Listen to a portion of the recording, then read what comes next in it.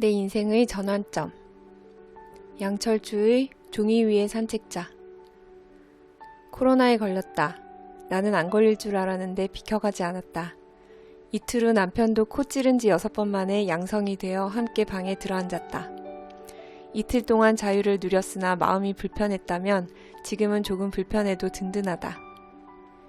다행히 첫날 찢어질 것처럼 아프던 목은 약 먹고 바로 좋아졌고 몸살이나 두통도 없어 찌뿌둥한 것 빼곤 컨디션이 괜찮다. 내게 주어진 긴 시간을 무얼 하면 좋을까 하다가 1학기 초에 끼적이던 원고를 꺼냈다. 다시 읽어보니 나름 괜찮은 것 같아 조금 더 손을 본 후 책 리뷰 쓰면서 알게 된 박균호 작가님이 알려주신 편집자님께 이메일을 보내보았다. 결과는 처참했다. 내가 쓴 글은 잔소리에 가까워 독자가 읽고 싶어 하지 않을 것이며 작가의 특징이 드러나지 않은 희미한 글이라는 것이다. 그런데 그게 기분이 나쁜 게 아니라 새로운 희망으로 다가왔다. 사실 처음으로 책을 쓰면서 어떻게 방향을 잡아야 하는지가 가장 중요한데 무턱대고 쓰다 보니 다른 책 인용을 많이 넣어 딱딱하게 쓰고 있었던 것이다. 처음에 책을 써보라고 의뢰해 주신 출판사분이 학부모를 위한 문학적이지 않은 책을 요구했기 때문이기도 하다. 비용은 들지 않는다고 했지만 자비 출판사인 듯 보였다. 책 쓰기에 이정표를 제시할 편집자가 몹시 절실한 나는 첫 의뢰인 분께 죄송하지만 다른 곳에서 출판하겠다고 하고 박균호 작가님께 문의드렸던 터였다. 작가님이 알려주신 편집자님께 3번의 메일을 보낸 끝에 전화통화를 하게 되었다. 간단한 몇 마디 하고 끝날 줄 알았는데 너무나 자세히 가이드라인을 제시해 주시는 걸 들으며 바로 메모를 했다. 사람들이 알고 싶어하는 것은 방법이 아니라 있는 그대로의 교실 모습이라는 것. 해상도를 높여 문제 상황을 자세히 묘사하는 것이다. 전국 어디에나 있는 게 아닌 내가 살고 있는 이곳에서 일어나는 이야기.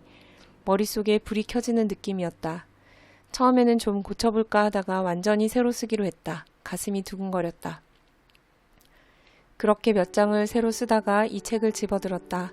한 블로그 이웃분이 이 책을 필사하신다는 걸 보고 얼마나 좋기에 소중한 시간 동안 베꼈으나 싶어 검색하니 아직 도서관에 들어와 있지 않은 따끈한 신간이었다.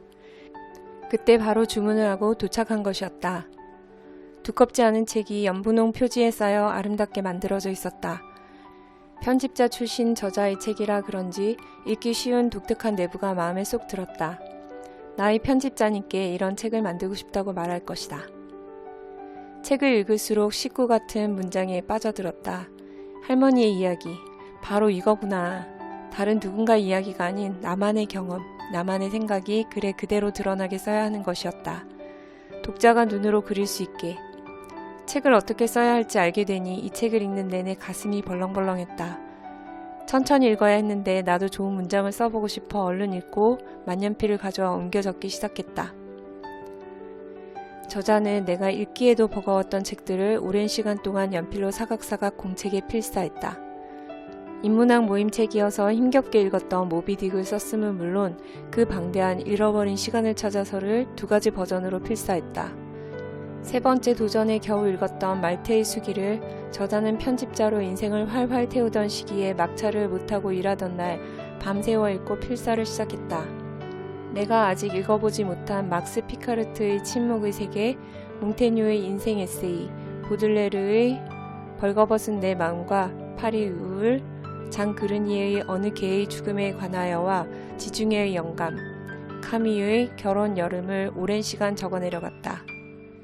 원래 시인을 꿈꾸던 분이라 문장이 좋은 것인지 필사를 하며 작가의 정수를 뽑아낸 오랜 시간의 단련 덕분인지 주옥 같은 부분들이 많아 나도 공책에 여러 장 옮겨 적었다. 바쁜 중에 미련스럽게 보이기까지 하는 필사라는 다소 무식한 방법을 통해 저자는 상처를 치유하고 꿈을 꾸었을 것이다. 깊이 있게 우려낸 홍차의 맛처럼 앞으로 저자는 또 얼마나 삶의 지혜를 엮은 책을 세상에 내보내게 될까? 책을 읽으면서 나도 얇은 책 하나 필사해볼까 싶은 마음이 없진 않았으나 감히 시도할 엄두가 나지 않는다. 해야 할 일들이 너무 많고 나의 일상이 분주했기 때문이다. 코로나로 격리된 시간이 감사할 정도로 마음이 늘 들떠 있었다. 나만의 편집자님과의 전화 만남 이후 그리고 이 책을 읽고 나서는 빠르게 움직이던 자동 트레일러에서 내려오고 싶다는 생각을 처음으로 하게 되었다. 내가 세워둔 수많은 원칙들을 조금은 내려놓고 시간을 좀 다르게 흘러가게 해야겠다. 내 인생의 작은 전환점이다.